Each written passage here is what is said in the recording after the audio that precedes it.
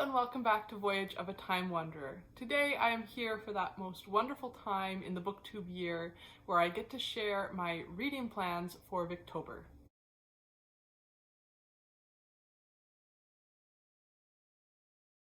So Victober is a wonderful celebration of all things Victorian literature that is held here on Booktube every October. This year the hosts are, as always, Katie from Books and Things, Kate Howe, Marissa from Blatantly Bookish, and Roz from Scallydandling About the Books. And I believe this is the 9th year that Victober is in existence, and I think this is like my 7th or 8th year participating. And every year there's always at least one book that I read, if not all of them, that I truly enjoy. So it's definitely a highlight of my reading year, and I'm really excited to be here today talking about my potential TBR. So each of the hosts has chosen a prompt to help people build out their TBRs, and there's also an additional group prompt. I'm really trying to be sensible in my choices this year. I've had like a pretty serious reading slump through most of the spring, summer that I'm just starting to get out of. I've actually read a couple of books this month, which is fantastic. And so I really wanted to be realistic about how much I could read in Victober and really try to narrow down my choices so that I have a few books that I'm really excited about and have a good chance of actually reading, rather than creating some huge imaginary ideal reading month that I won't be able to even get to half the books on. So I really tried to be strict with myself in choosing just 1 or 2 books per prompt, and I'm hopeful that it is a manageable amount to read this October. And there are a few books on my TBR that I've been able to make work for a number of the prompts, and so I'm kind of doubling up in that way as well. So Katie's challenge was to read a book that played with form in some way, and she has in her announcement video a whole host of different ways that books in the Victorian era played with form, and lots of different possibilities of books that would match with this prompt. And the book, or kind of long novella, that I've chosen for this prompt is Dr. Harrison's Confessions by Elizabeth Gaskell. Elizabeth Gaskell is one of my favorite Victorian authors, and it just doesn't feel like Victober if I don't have something of hers to read.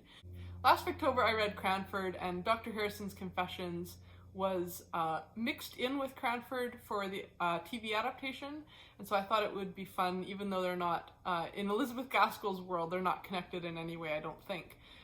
Because they were merged together in the adaptation, in my mind they're kind of connected. So I thought it would be a good follow-up to Cranford to read Dr. Harrison's Confessions this year. And this novella is all about a young doctor, Mr. Harrison's, and kind of his first few years in practice in an English village. So the book opens up with 2 men who are sitting together talking after dinner, and then one of them starts to tell the other the story of his life, and that is Mr. Harrison as an older man going back and describing the story of his youth. So because it is a frame narrative, it does play with form in that way, because it is a story within a story. And because it's a longer novella, it's not very intimidating to add to my TBR, so I'm thinking that I might start off my Victober with this and hope to have it done in the first day or 2 of reading. Then Roz's prompt was to experience Victorian drama by watching, listening, or reading a Victorian play. And for this prompt, I will be reading Charley's Aunt by Brandon Thomas. We're going to be doing a read aloud of this within Kate Howe's Patreon book club. And I think this is the 3rd year now that we're going to have read a play together during Victober.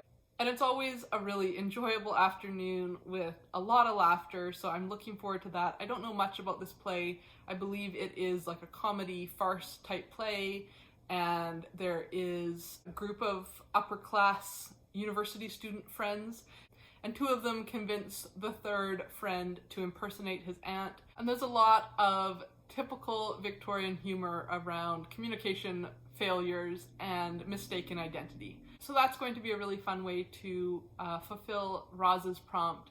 And I might watch an adaptation or 2 of a Victorian novel as well. I know her prompt is specifically around Victorian theatre and Victorian plays, but there are many Victorian adaptations that I still haven't watched, period dramas, that I keep meaning to get around to watching and then don't.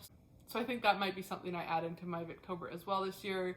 My mom and sister are coming out to celebrate Thanksgiving with us in the middle of the month, and so maybe there would be a movie that we would feel like watching all together. So now we're getting into some of the books that are fulfilling multiple prompts and that I'm doing double duty with.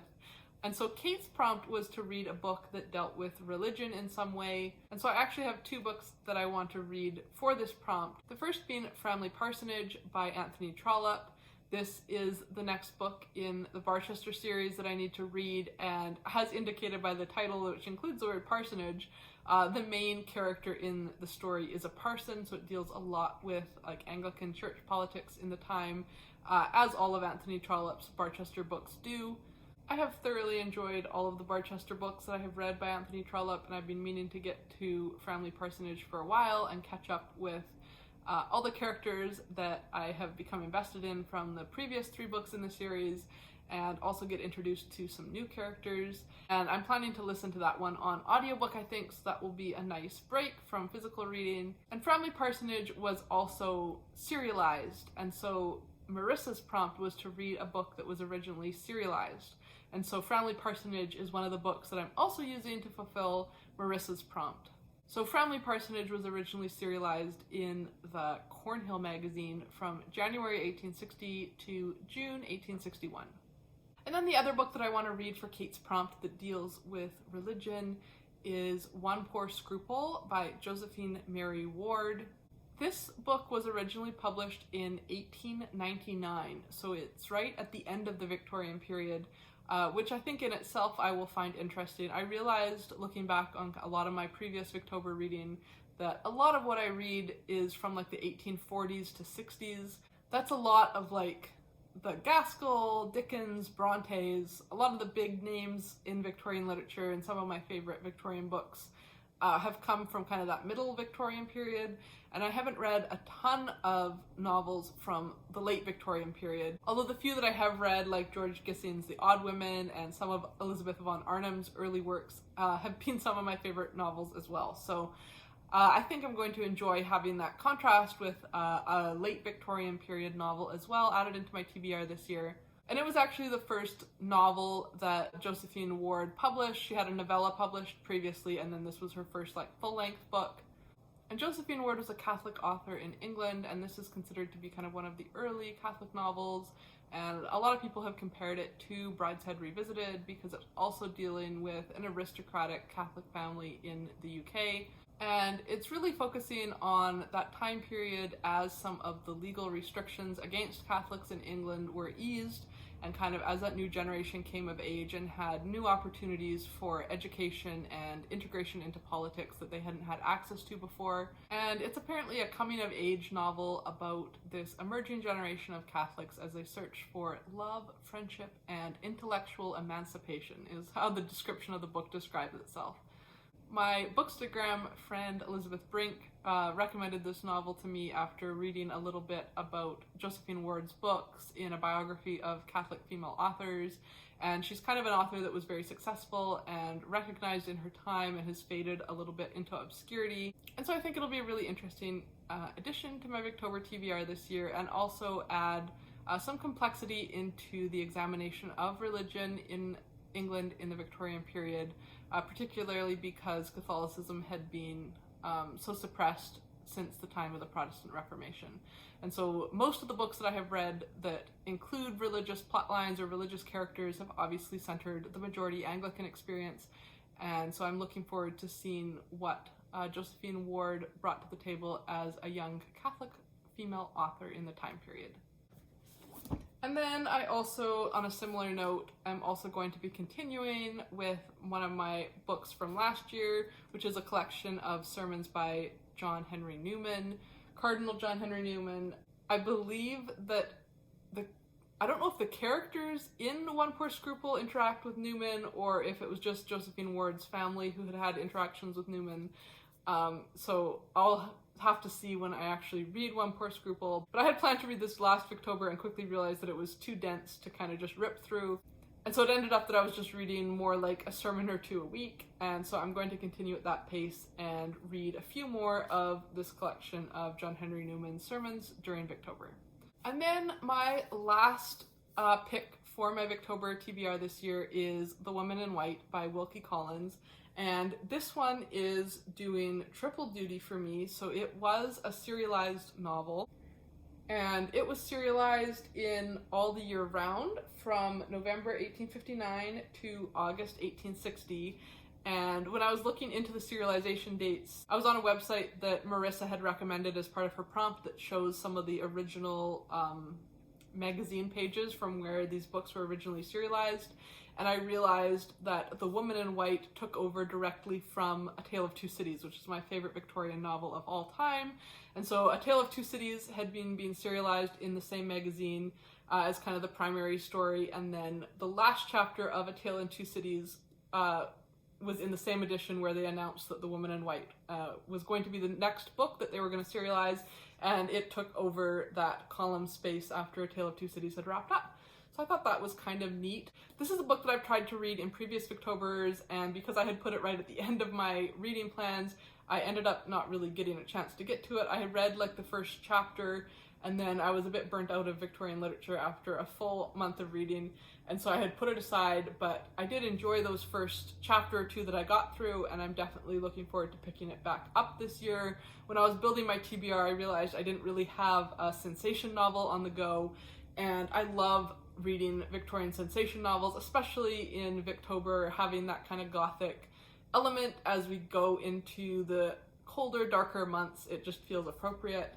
And so this book is fitting Marissa's prompt for serialized. It also fits Kate's prompt for plays with form because it's told in a variety of formats.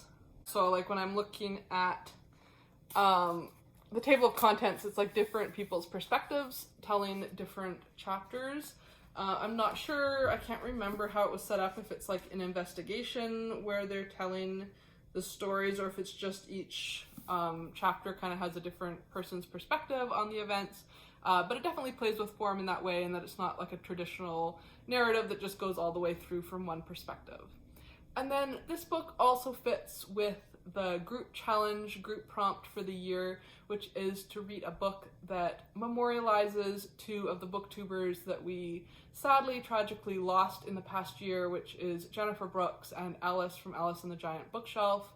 And so the prompt was to read either a Wilkie Collins, which was Jennifer's favorite Victorian author, or Sir Arthur Conan Doyle, which was Alice's favorite Victorian author. And so this is my Wilkie Collins pick in memory of Jennifer. And so that is my modest stack of books that I have on my Victober TBR. I'm really hoping it's a manageable amount to read. 1 novella, 1 play, some sermons, and 3 novels. So we'll see if I manage to get through all of them. And I'm really hoping I just have a really successful reading month in Victober. I always am more inclined to read as we get more cozy weather, and so I'm just hoping it's a wonderful month of reading, immersed in the world of Victorian literature. So if you are planning to participate in Victober, I would love to know what books you're planning to read. And if you're not, I highly recommend checking out some of the Victober Hosts announcement videos and seeing if maybe there is a way that you would want to join in, because it is a really special time in the bookish community, and there's just so much great reading out there that fits within the Victober umbrella. So thanks for watching, and until next time, enjoy wandering through the pages of a good book. Bye.